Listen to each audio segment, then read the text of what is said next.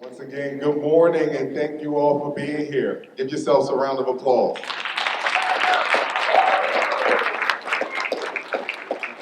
Today we have a special guest that's come here to speak with you. First, I want to thank the parents that did get out here and attend our father and father figure event. I appreciate you guys. Give yourselves a round of applause again.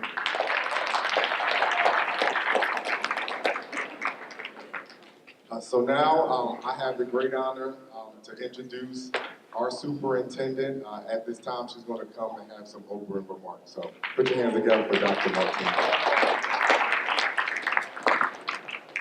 Good morning. Let's try it again. Good morning. Buenos dias. Good morning to Principal McGaney Guy, Assistant Principal Mr. Bullock, and to all of the staff and to our fantastic students. Welcome, Mr. Seth Joyner, who is here with us today. Bienvenido al señor Joyner, que está con nosotros esta mañana. Today's a great day. We are launching a literacy awareness campaign because reading is important.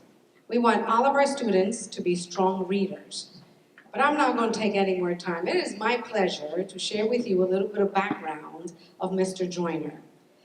Seth Joyner grew up in Spring Valley, New York, 20 minutes outside of Manhattan. He is the middle child and has an older brother and younger sister. He played youth football and baseball and high school football and basketball. A real athlete, right? While excelling in the sport of football, he is also an advocate of literacy and learning. He attended the University of Texas at El Paso and became a starter midway through his freshman year of college. Drafted by the Philadelphia Eagles. Where are the Eagles fans? All right now. He played 8 seasons with the Eagles. Ready? Mr. Joyner played 8 seasons with the Eagles from 1986 to 1993. And during his time, he was selected to the Pro Bowl in 1992 and 1993. Mr. Joyner is a TV personality, a podcaster, and he is currently a football analyst on the Seth Joyner radio talk show. Put your hands together and welcome Mr. Joyner to Pleasantville Middle School. Thank you, sir. Okay. First of all, I want to thank Dr. Martinez and Mr. Jones here for facilitating having me come out.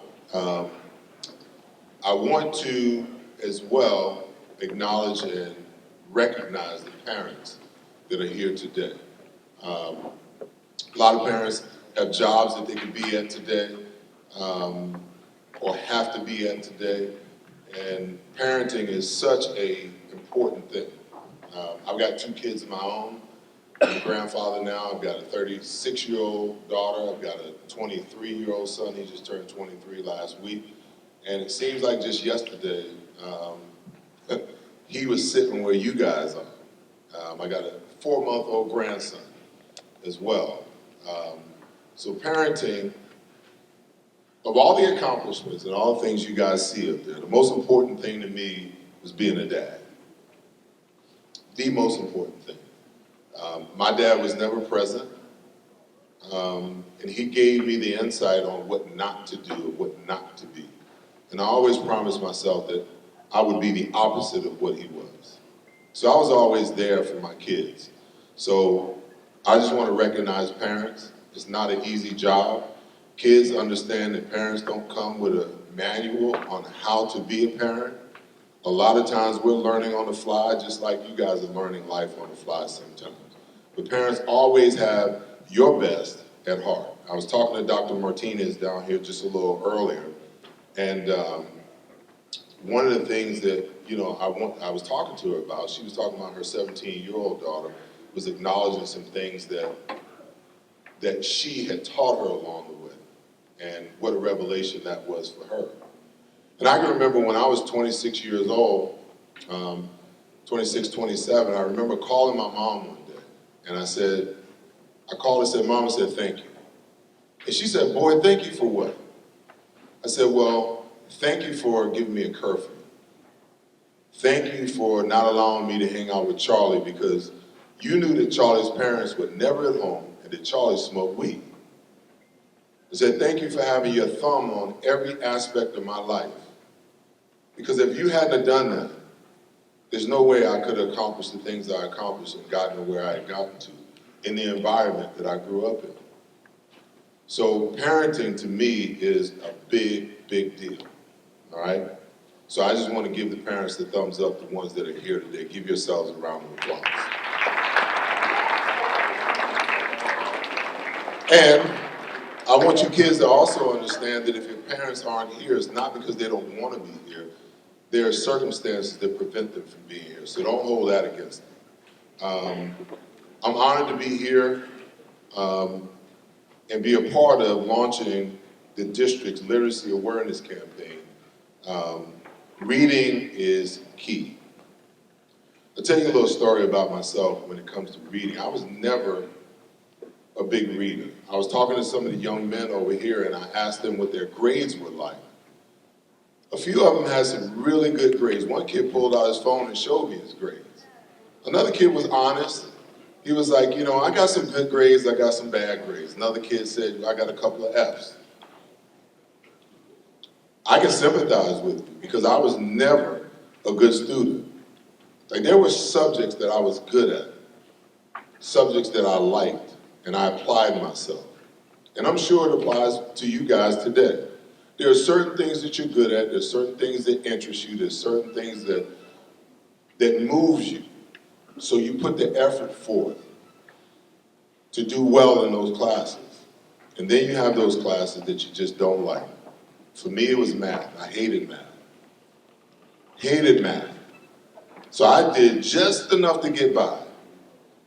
Sometimes I didn't do enough and got an F for the semester, okay? But what I learned from that experience moving forward is application. Application. Apply yourself to everything that you're doing to the best of your ability.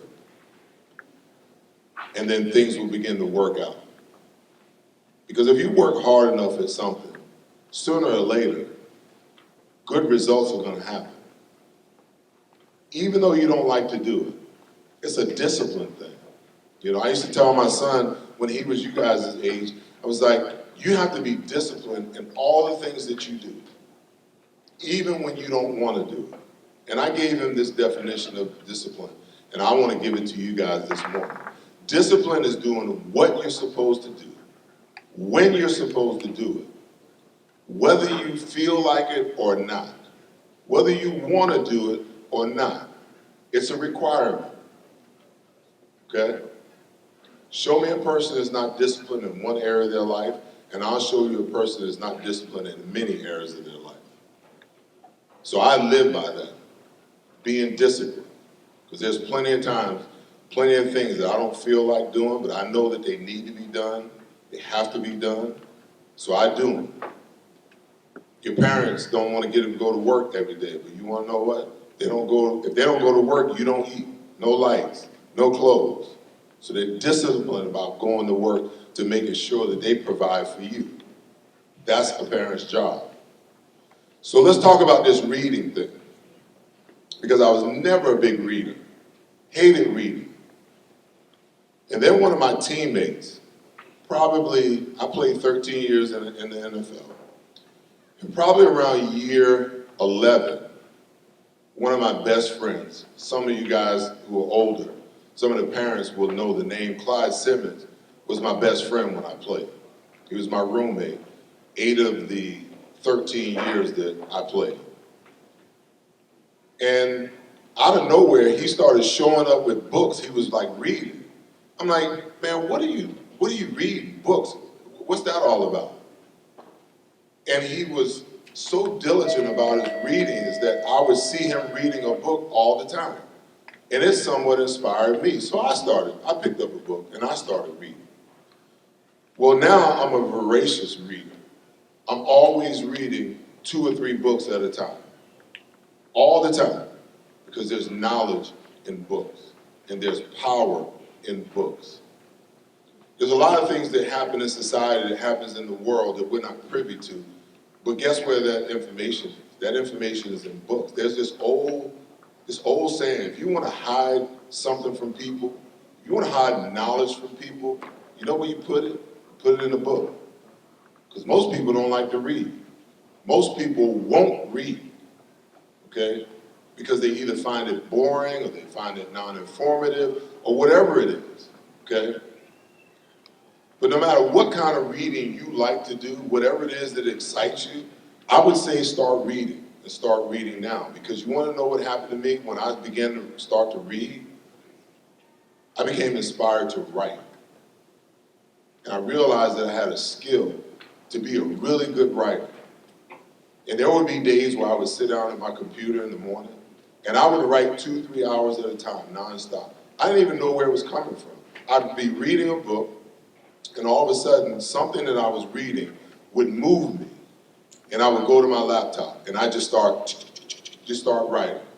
And information, stuff was just pouring out of me. And then when I went back and I began to read it, I was like, wow.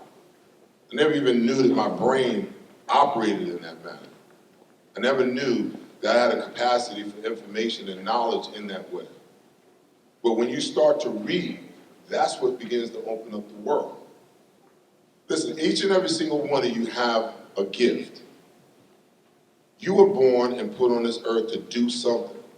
So you have a gift that you can share with the entire world. You can't see it now because you're young. You can't see it right now because sometimes you don't want to acknowledge that gift because it doesn't feel good. See, when you're young, it's about what you feel. And life doesn't necessarily operate that way. Sometimes your feelings can deceive you. But that gift that you have inside of you, it's your job to identify that gift.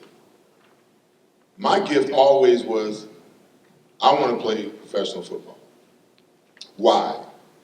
You got to understand that you always got to have a why for what it is that you do. My why was, maybe like some of you, I grew up poor. I know what it is to open the refrigerator and nothing's in there but a jar of mayonnaise. I know what it is to do without certain things. And as I began to look at my environment, I made a decision that I was going to change the outcome and break the cycle, the family cycle and the environment cycle in my life. Why? Because I seen the young people growing up doing the same thing that the older generation was doing. We had two main factories, well, one factory and a group home in the town that I grew up in, and everybody graduated high school and went and worked at those two companies. They had some kids, started a family, and guess what? They plateaued out right there. So the poverty level, the poverty line never moved, because one generation kept replacing the next generation doing the same thing over and over and over again. So I determined when I was 12 years old, I wrote an essay. I said, when I grow up, I'm going to be a professional football player, and I'm going to buy my mom a new house and a new car. Now understand, I had no idea when I was writing that essay that I was writing a goal. That was I was speaking into existence the future of what I was going to accomplish. And then over the years, systematically, I just went to work unknowingly, going about my business of doing whatever was necessary for me to get to the National Football League and fulfill that dream, that goal, okay? Each and every one of you has that same goal inside of you. You have to identify what that gift is. What are you good at? What do you like to do? See, football was never a job for me, and I know many of you don't look at football as a job, it's a game. But it's a business, first and foremost. It's a business. The people that own teams, the people that run teams, they are running a multi-billion-dollar business. And when players are playing, they're not playing like youth football anymore. They're not playing high school football anymore. They're not playing for the joy of college football anymore. It's a business. When you don't perform, They move you out, they bring somebody else in. Why? Because it's a business and money is at stake.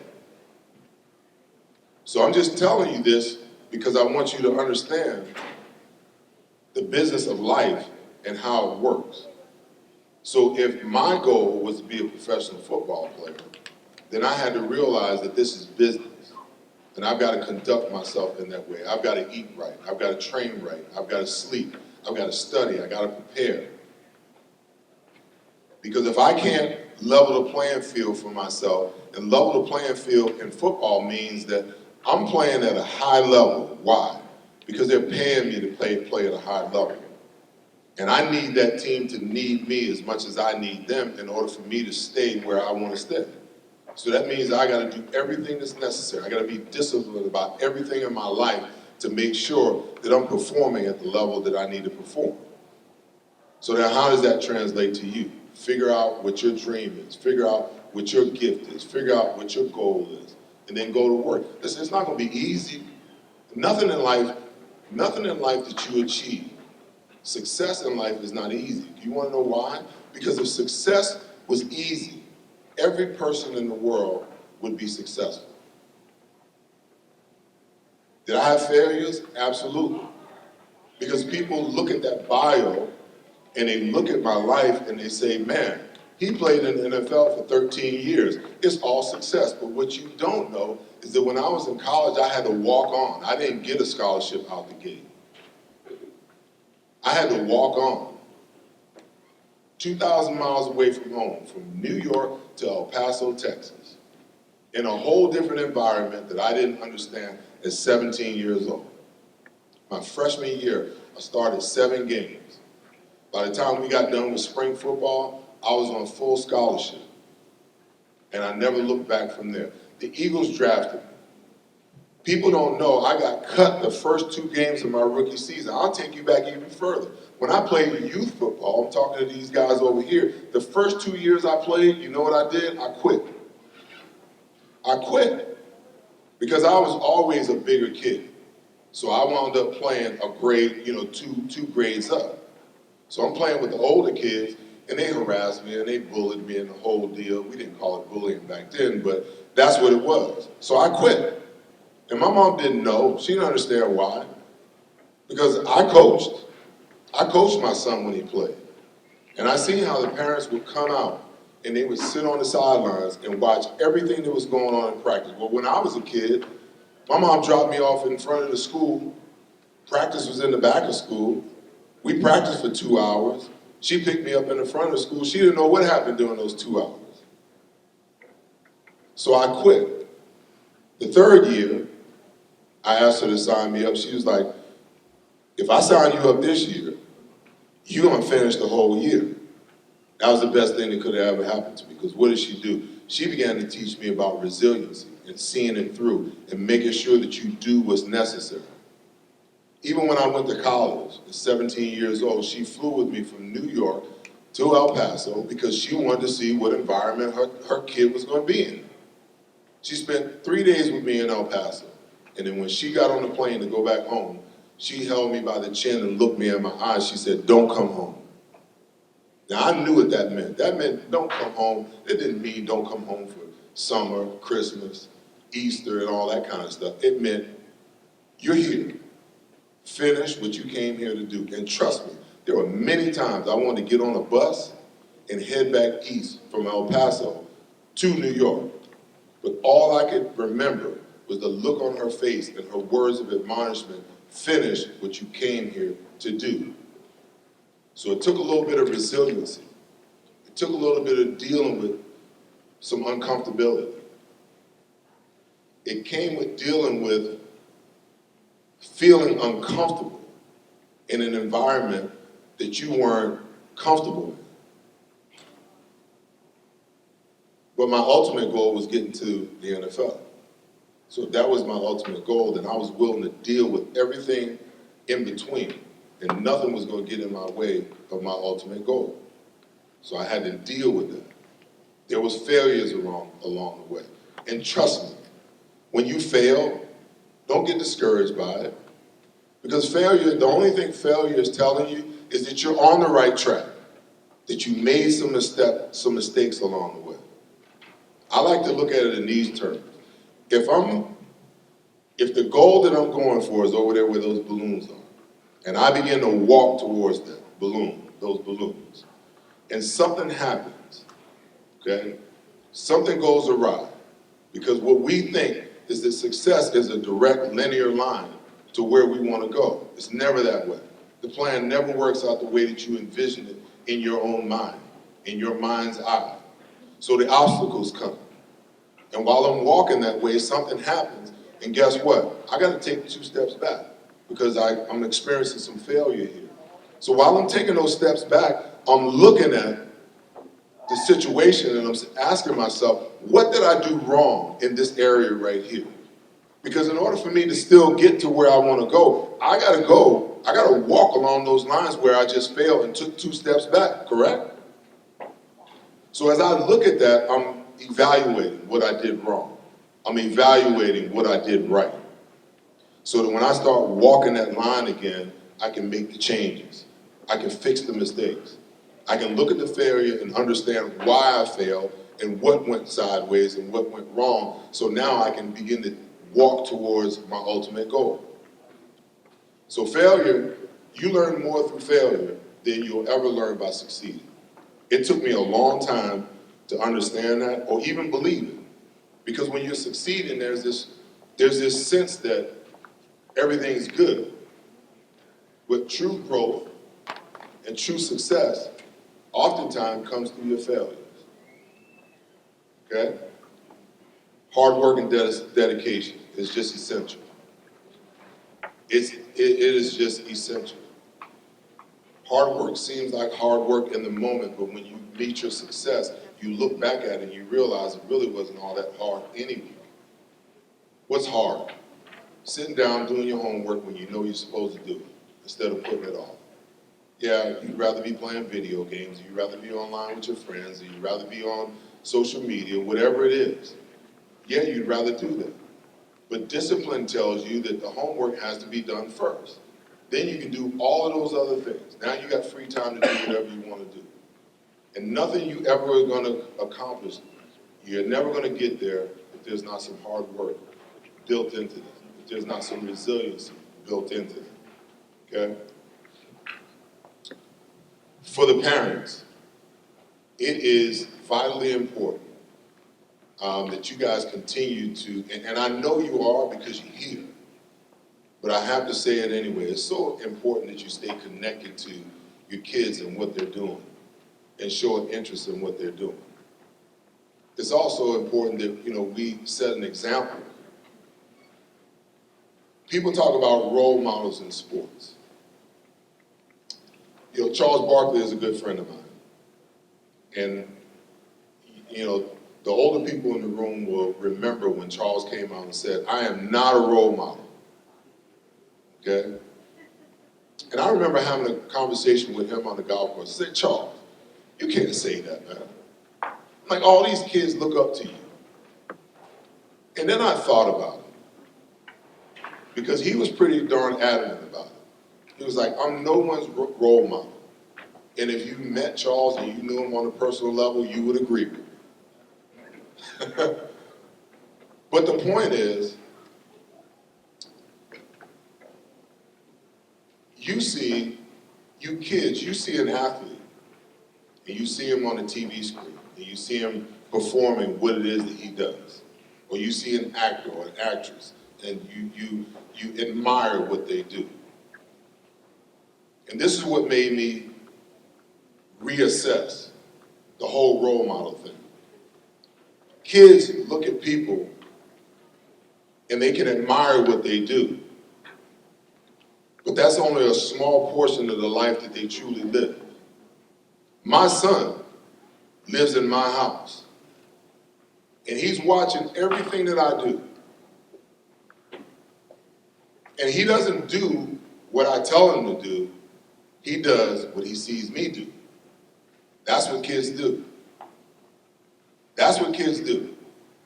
They look at what you do and they mimic what you do. They don't listen to what you say. It takes a while for them to begin to listen to what you said. So when I'm thinking about my son, I'm like, I'm in his life every single day. That football player, that basketball player, that actress, whoever that is, that person is only a blip on the radar screen of the time that he actually sees them. So he can admire what they do. But I'm the model, I'm the role that he should be modeled. I'm his role model. I gotta do right. I gotta be there. I gotta be a parent. I gotta teach him. I gotta show him the way. I tell him all the time, I'm like, I've been on this earth 37 years longer than you. Everything that you think, everything that you can contemplate doing, every step that you take in your life, I've already been there, I've already done it, I've already thought it.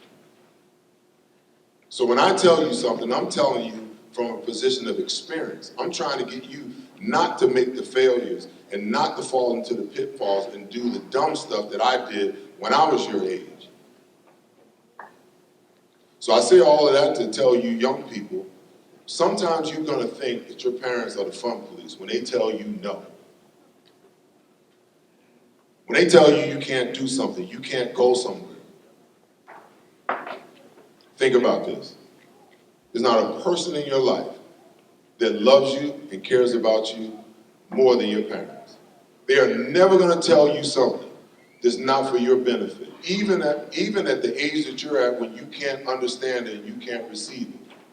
They're trying to keep you from making mistakes, falling in the pits, doing the dumb things, because they know where it's going to lead.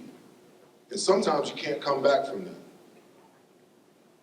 Unfortunately, the graveyard is full of young people that's made mistakes that didn't have someone to mentor them and tell them things that they should do. And some mistakes you make, you can't come back from. And that's what your parents are trying to keep you from falling into. That's what your parents are trying to keep you from getting into. Is being around those influences that don't benefit you. Going places that don't benefit you. Making mistakes that hinder the rest of your life. And sometimes making mistakes that'll cost you your life. They are your greatest advocate, your greatest cheerleader. Trust me, even when you think that they are not. When they tell you you can't go to that party, when they identify that person, that destructive friend that you have, that they tell you that you're not supposed to hang around that person anymore. Because they know what that looks like, because they've been there and they've done that before. Some of you are smiling because you've experienced that. Some of you parents are looking at me because you've experienced that. I'll say it again, they are your greatest advocate. They're your greatest cheerleader. They want what's best for you. They want what's better for you than what they have. And that's evident by them being in this room today. And trust me, like I said before, the ones that aren't here, it's not that they aren't here because they don't want to be. Circumstances have kept them from being here today.